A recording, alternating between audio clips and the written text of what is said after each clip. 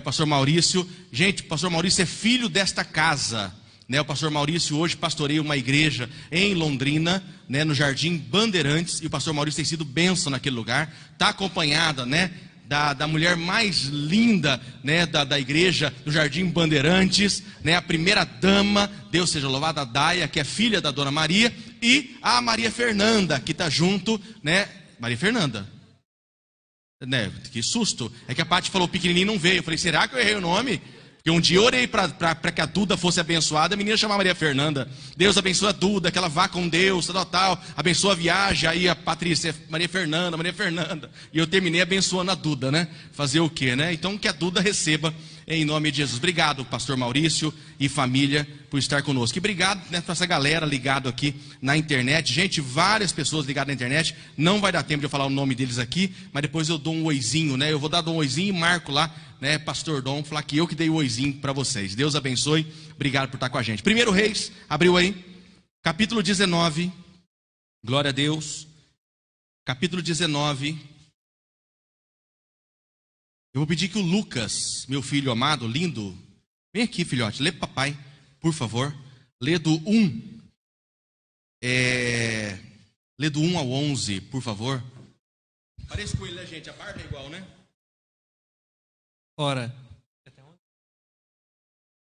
Ora, Acabe fez saber a Jezabel tudo quanto Elias havia feito, e como matar a espada todos os profetas. Então Jezabel mandou um mensageiro a Elias a lhe dizer: assim me façam os deuses, e outro tanto, se até amanhã, a estas horas, eu não fizer a tua vida como a de um deles. Ele temeu e se levantou, e para escapar com vida se foi. E chegando a Berseba, que pertence a Judá, deixou ali seu moço. Ele, porém, entrou pelo deserto, caminho de um dia, e foi se sentar debaixo de um zimbro, e pediu para si a morte, dizendo: já basta, ó Senhor, toma agora a minha vida, pois não sou melhor que meus pais. E deitando-se debaixo do zimbro, dormiu. E eis que um anjo tocou e lhes disse: levanta-te e come. Ele olhou, e eis que à sua cabeceira estava um pão cozido sobre as brasas e uma botija de água. Tendo comido e bebido, tomou a deitar-se. O anjo do Senhor veio segunda vez, tocou e lhe disse: levanta-te e come, porque demasiado longa te será a viagem. Ele se levantou e comeu e bebeu. E com a força desse alimento caminhou 40 dias e 40 noites até Horebe, o monte de Deus.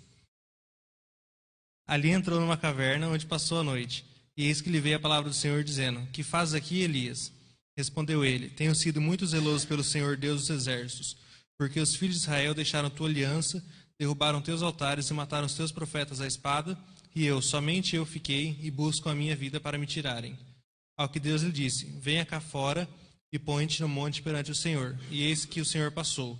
E um grande e forte vento fendia os montes e despedaçava as penhas diante do Senhor.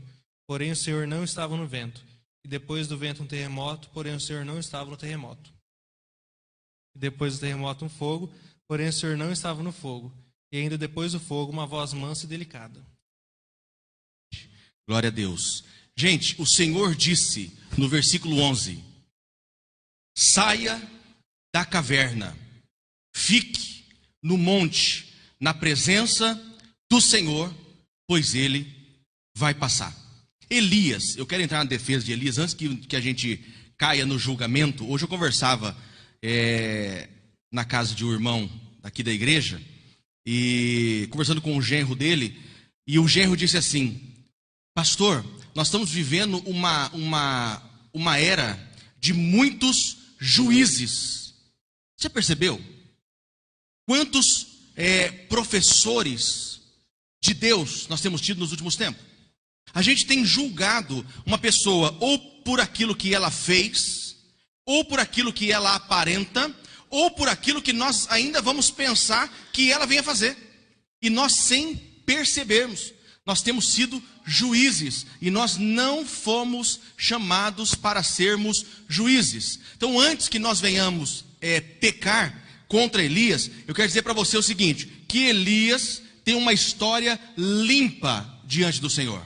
Eu dei uma leve vasculhada, não muito, eu não cheguei a stalkear, stalkear, quando você começa a ver aí, nas redes sociais, cuidado, viu, gente? Tem um programinha tem um programinha que chama stalk, né? Você stalkeia, né, alguma pessoa. O que é stalkear? É olhar, por exemplo, o que o Sereia está olhando, as fotos que o Sereia está curtindo, né, os comentários que o Sereia tem feito, né? Então você vem escautear, né, escautear a vida, né, de alguma pessoa que você interessa. Você olhou lá e você vai fazer o vasculho naquilo lá, né?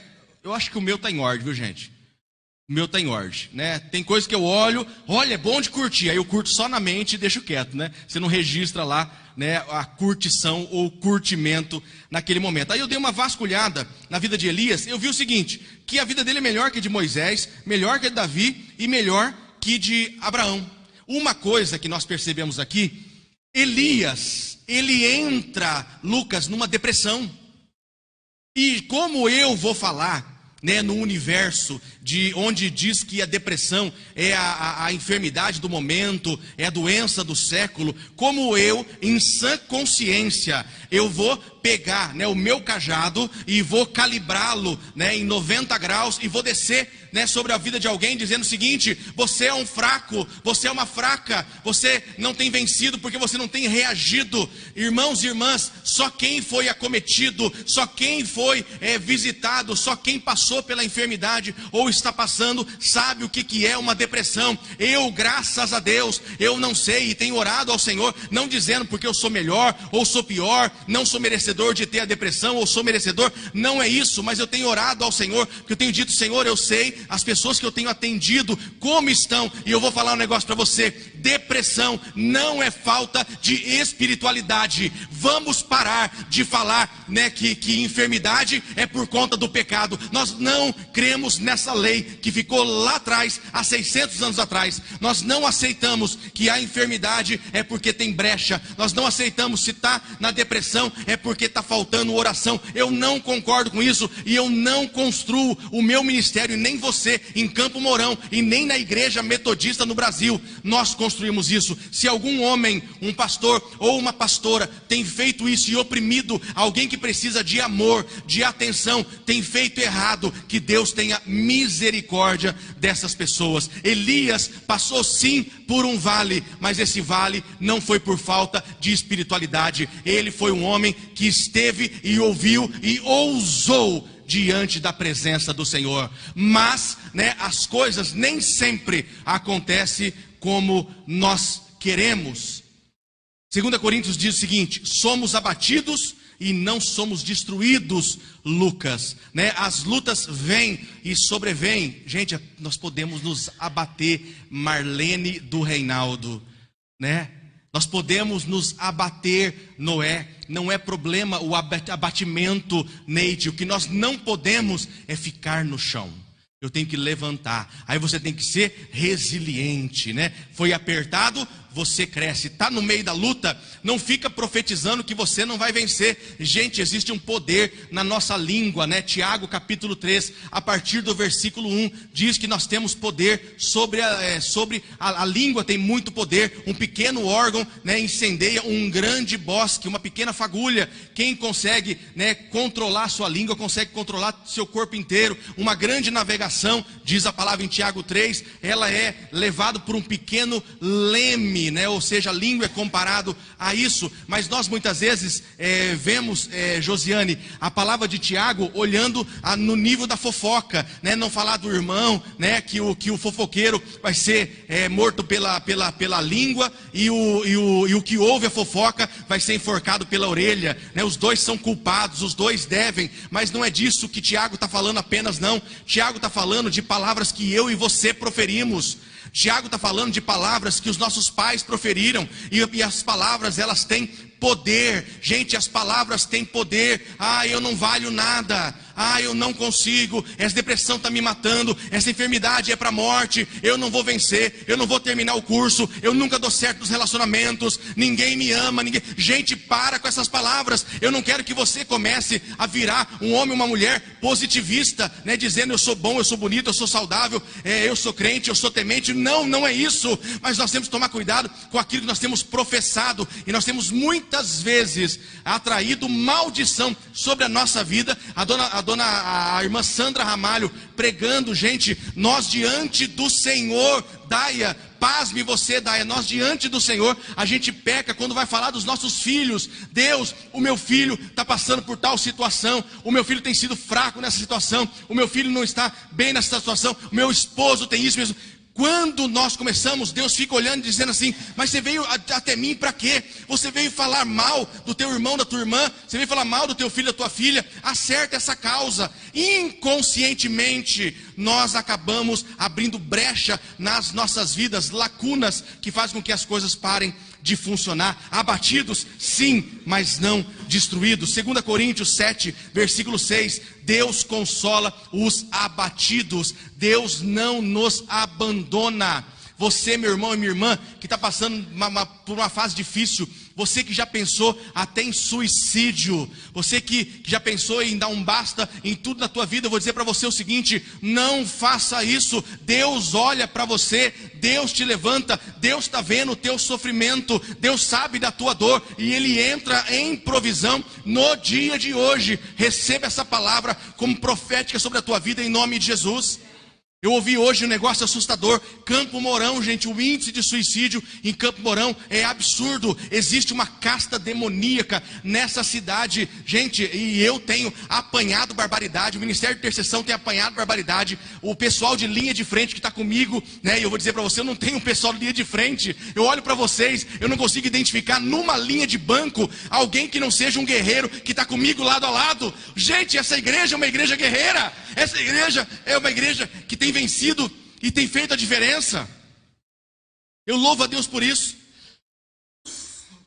Mas nós vamos apanhar, porque nós estamos na linha de frente. Nós vamos ter problema sim, porque a gente está comprando briga com o inimigo, briga que não é nossa. Mas nós não podemos, gente, aonde nós chegamos, falar que nós somos sal da terra e luz do mundo, se o índice de suicídio não cai.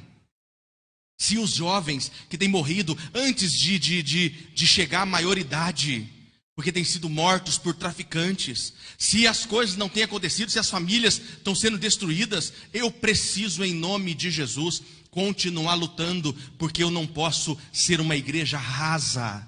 A igreja metodista em Campo Mourão não pode ser, e também no Jardim Bandeirantes de Londrina, não pode ser uma igreja rasa, onde nós não tenhamos profundidade. Deus quer que nós tenhamos profundidade. Deus, Ele vê e consola os abatidos. Outra coisa, caverna não é imposição. Quer ver? O que nos leva para a caverna? As pressões, as más notícias. E as pressões e as más notícias não têm rodinhas, não tem rodilhos de baixo que conduz as pessoas para a caverna. Caverna é opção. É opção, né? Tivemos agora, né, a notícia daqueles 11 meninos que foram lá na Tailândia, estavam na caverna por opção. Aí o tempo fechou, o temporal veio, o mau tempo veio. O que eles fizeram? Por proteção, eles se aprofundaram mais na caverna. Gente, a caverna nem sempre é lugar de segurança. Nós muitas vezes nos escondemos na caverna e Deus fala em alto e bom som para mim e para você hoje: caverna não é o seu lugar. Caverna não é o lugar de você se abrigar. Caverna talvez seja um lugar para você fazer uma visitação breve, mas não é sinal de proteção. Esses jovens, junto com esse professor de 25 anos, meu Deus, quanto detalhe, hein? Não fique triste, Lucas. Esse professor de 25 anos, né, eles não tinham ideia o que estavam fazendo, não tinham ideia de onde estavam passando. Mas aí o que aconteceu? A ideia da caverna era se esconder. Entrando numa caverna, você perde a visão do que tem por fora. Você não sabe o que está se aproximando. Não tinha câmeras, né? Na caverna não tem câmeras 24 horas, né? Em Full HD, né? Filmado, né? Em cima da hora, igual nós estamos aqui via Facebook ao vivo e a cores. Não tinha isso não. Ou seja, você perde a visão. Caverna é opção. Elias não precisava ir para a caverna. Ah, mas foi por conta de X situação. Foi por conta do que ouvi de Jezabel em 1 Reis 19:2. Então Jezabel mandou um mensageiro. Gente, para tudo, quero descer. Vou descer. Jezabel, olha o que o inimigo faz. O inimigo, ele metralha a nossa mente. 80 ou 90% dos nossos problemas, se eles forem vencidos no âmbito da mente, eu e você vamos estar muito melhores. O que nós temos feito? Nós temos sofrido na véspera, nós temos sofrido por antecipação, nós temos programado o sofrimento. Gente, se Jezabel quisesse matar Elias, ela contrataria um camarada com uma sniper na mão e mataria Elias, né, a 100 metros, a 200 metros, a 300 metros de distância. Quem vai matar alguém não manda um mensageiro. Nós, como igreja, nós temos recuado por conta das mensagens do inimigo. Nós temos recuado porque o inimigo tem falado alto. E quando o inimigo fala alto, quando o inimigo se manifesta, quando o inimigo mostra as suas unhas, você pode ter certeza, você está próximo da tua vitória.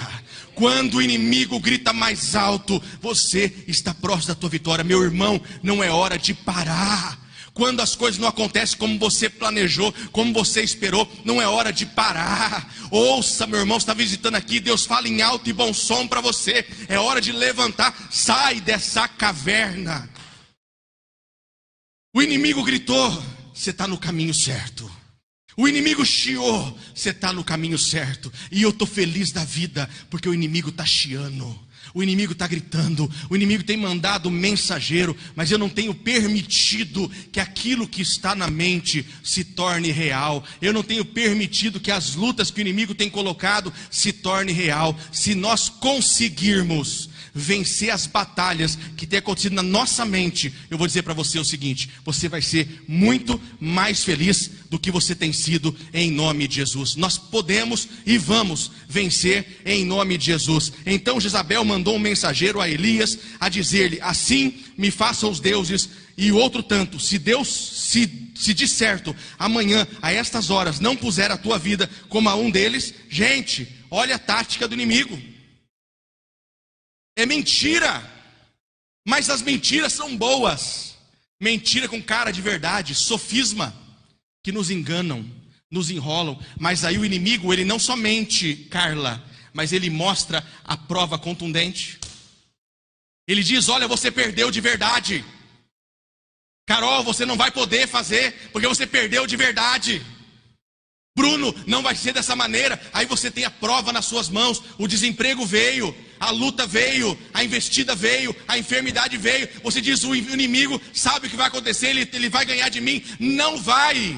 O inimigo, ele não vai vencer você. E sabe o que eu aprendi na quarta-feira passada? Por isso você tem que vir. O inimigo, ele teme e treme a igreja de Cristo. O que fala o versículo lá, Lucas? As portas do inferno não prevalecerão contra a igreja. Eu e você somos igreja. Porta é sinônimo de quê? De proteção ou de ataque? Porta é sinônimo de proteção. Quando o inferno está dizendo assim, ó, que as portas do inferno não prevalecerão contra a igreja, está dizendo assim, ó, o inimigo está fechado, imaginando que está protegido, e nós somos o exército mais do que vencedor. A porta é proteção, o inferno tem se fechado, porque eu e você estamos invadindo e saqueando o inferno em nome de Jesus. Sai da caverna, marche e vença em nome de Jesus Cristo. Vem comigo. Né? Olha o que a mente faz, gente. A mente é incoerente.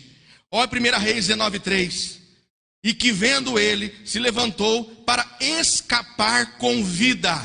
Ouça bem o versículo. Elias falando com Deus. E que vendo ele, se levantou para escapar com vida, e se foi, e chegando a Berseba, que é de Judá, deixou ali o seu servo. Ele, porém, versículo 4, ele, porém, foi ao deserto, caminho de um dia, foi sentar debaixo de um zimbro, e pediu para si livro, que é nosso armamento contra o inimigo. Se eu não tenho lido a Bíblia, que é a palavra, eu estou enfraquecido. Se eu não sei o que contém nesse livro de promessa, eu não consigo tomar posse. Meu irmão e minha irmã, você vai sair daqui hoje envergonhando o diabo em nome de Jesus. E o inferno está à espreita. O inferno está em silêncio, porque hoje ele perde mais um terreno e vai tentar fortalecer as suas portas, porque essa igreja vai se levantar. Né? A dona Marlene tem muito cuidado com isso. Né? Eu gosto de elogiar, né, aqueles que estão ao meu lado, que estão junto comigo, né, e não falta aí o elogio, né? A dona Marlene tem um cuidado, porque a dona Marlene, ela está na Berlinda, ela está aí pregando o evangelho, está indo para um lado para o outro, né, e ela vigia para que não seja pega no ego, né, que não venha se engrandecer, né? Aí eu falo algumas palavras, ela fica toda tímida, né, com esse processo. Mas Elias, dona Marlene, ele fez exatamente, né, talvez não, né, que eu estou defendendo Elias aqui, mas Elias disse assim: eu fiz tudo conforme os meus pais fizeram. Eu fiz tudo certinho, conforme a lei mandou. Eu fiz as coisas certinho e os reis não se prostraram. Jezabel não se converteu. As coisas não aconteceram. Só sobrou eu de todos os meus irmãos, né? Eu não posso nada. Ó vida, ó azar. Deus falou assim: tá de brincadeira, né? Você quer que eu faça o carinhozinho em você? Quer que eu mimo você, né, Elias? Igual a você, tem um monte de gente de pé, meu velho. Você fez nada mais do que a tua obrigação. Levanta, come, se fortalece e vai fazer a tua obra em nome de Jesus. Deus não falou em nome de Jesus, mas eu falei. Eu vou tomar uma água agora para você esquecer o nome de Jesus. Não esquece o nome de Jesus, só agora que eu falei. Saia da caverna. Deixa eu dar um conselho aqui. A nossa mente e o nosso corpo, ela é dotada de limites.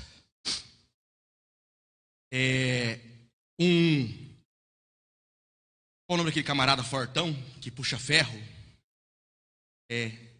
Outro. O fisiculturista. Né, o camarada puxa ferro, fica belezura, né? Ou o camarada, ou a camarada, né? Não vê uma gordurinha no corpo, é só músculo definido, aquele abdômen definido, aquela perninha definida, aquele peitinho definido, aquele bracinho com todos os músculos aparecendo. Gente, eu conheço pessoas que hoje têm troféus do que foram no passado, mas estão arrebentados, porque a conta vem, o joelho não aguenta, as juntas não aguentam. O corpo não aguenta, a conta vem.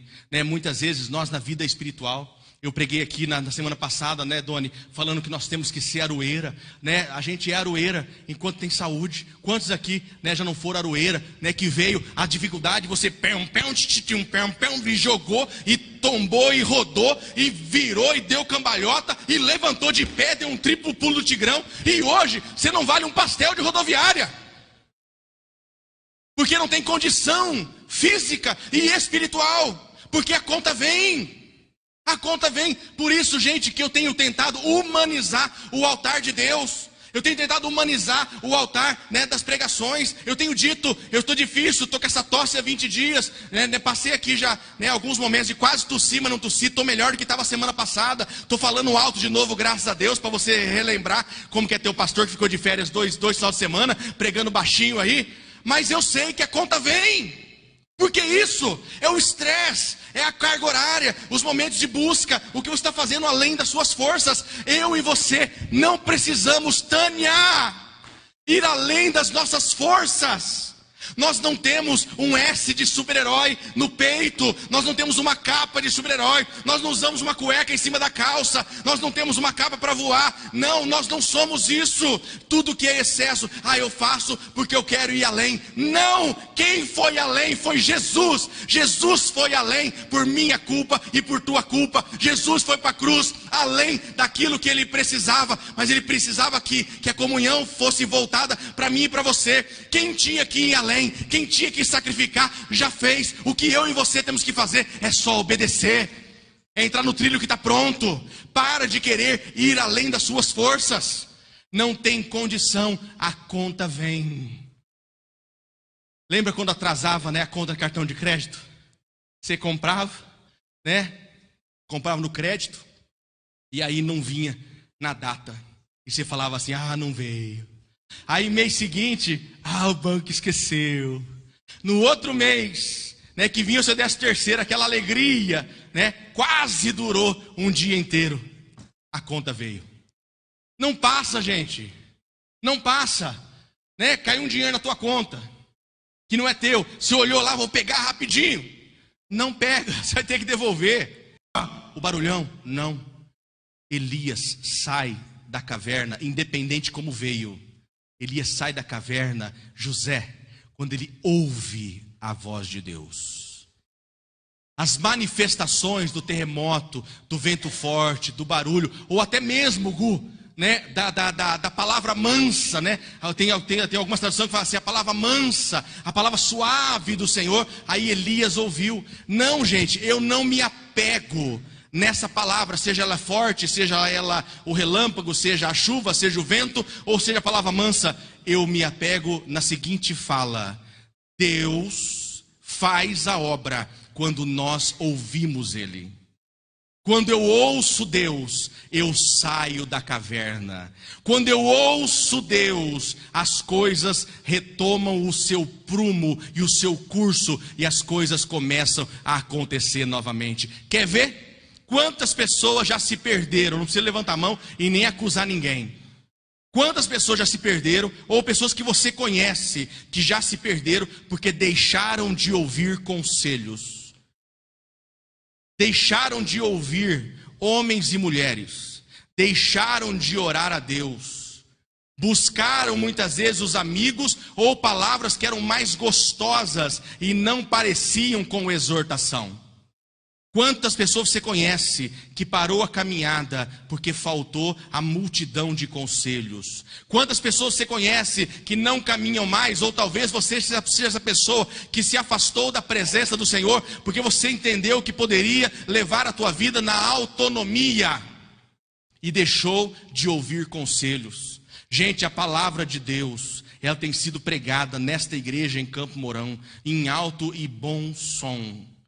Em alto e bom som. E não é possível que nós continuemos errando nas mesmas coisas daquilo que Deus já nos exortou a sermos trabalhados. Eu quero encerrar.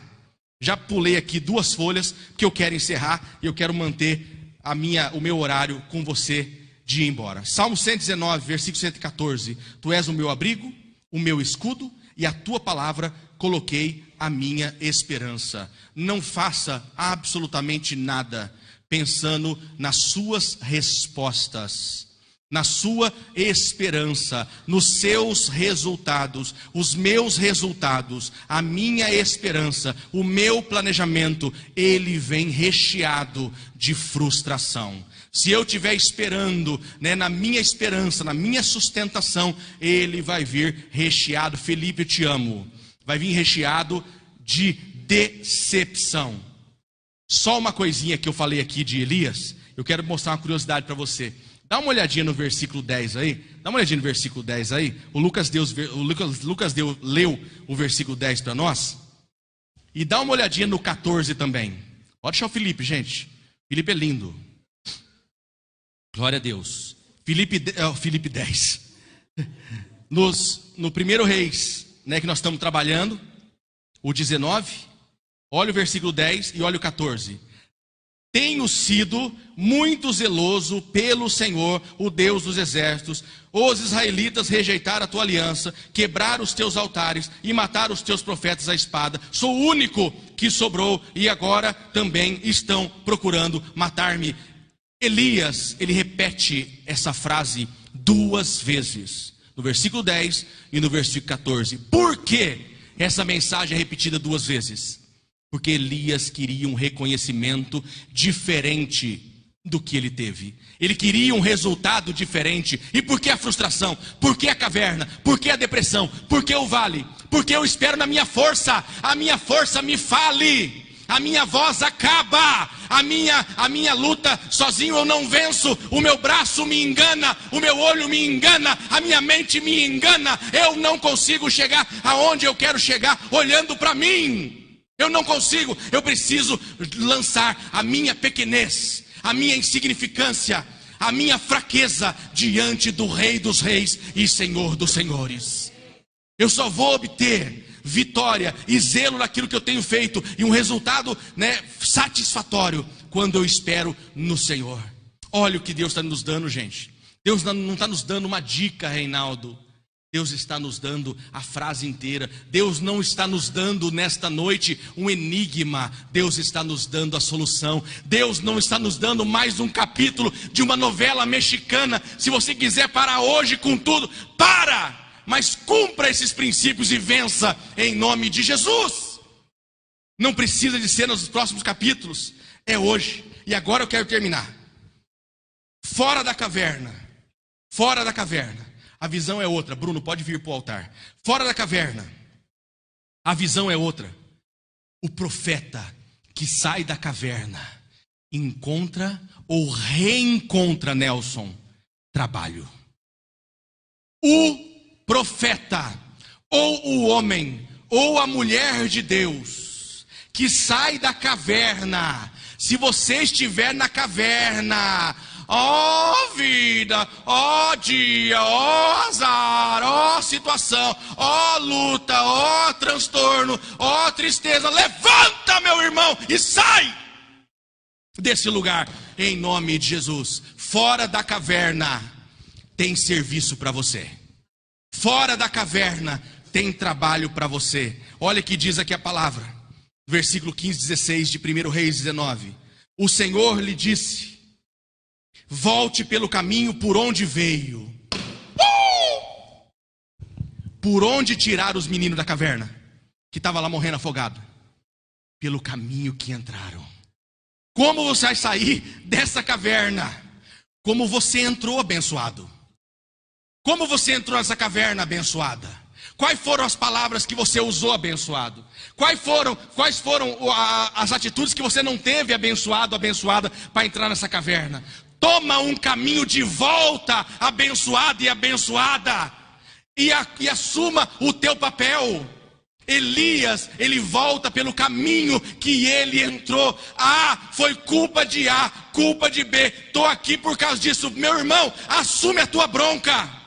Puxa o que é teu, para de justificar. Eu lembro de um filme que assisti um dia.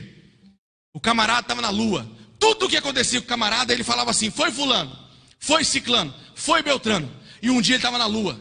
Estava na lua e conversando com a base aqui na terra. Aí esse homem teve uma flautulência. Ele soltou um pum. Aí o cara da terra pergunta: quem fez pum? E ele fala: não foi eu. Estava sozinho na lua, foi ele que fez pum. E nós muitas vezes, gente, nós transferimos as culpas. Nós muitas vezes nós jogamos para o lado de outras pessoas, dizendo: não foi eu. Gente, a culpa é minha, a culpa é tua. Eu vou repetir: luta, dificuldade, opressão, recado sem vergonha de Satanás. Recado sem vergonha de Satanás. Não tem rodinha. A caverna é opção. Entrou, meu velho. Entrou, minha irmã, meu irmão. Saia em nome de Jesus. Vem para fora, né? Porque tem trabalho para você. 1 Reis 19, versículo 19 e 21. Se coloque em pé para ouvir a palavra de pé, porque agora é para fechar com chave de ouro. 1 Reis 19, de 19 a 21. Então Elias saiu de lá e encontrou nada mais, nada menos quem? O seu sucessor, Eliseu, filho de Safate. Ele estava orando com 12 parelhas de boi e estava conduzindo a 12ª parelha. Elias o alcançou fora da caverna e lançou a sua capa sobre ele. Eliseu deixou os bois, correu atrás de Elias. Deixa-me me dar um beijo de despedida em meu pai e minha mãe, disse. Então irei contigo, vá e volte. Respondeu Elias: lembre-se do que lhe fiz. E Eliseu voltou, apanhou a sua parelha de bois, e os matou. Queimou o equipamento de arar para cozinhar a carne e a deu ao povo. E eles comeram. Depois partiu com Elias, tornando-se auxiliar. Quando eu estou na caverna, eu não tenho sucessor. E eu não conheço sucesso sem sucessão. Eu não conheço sucesso solitário. Eu conheço sucesso em equipe. E você vai só conseguir sucesso se você sair da caverna. Saindo da caverna, arregaça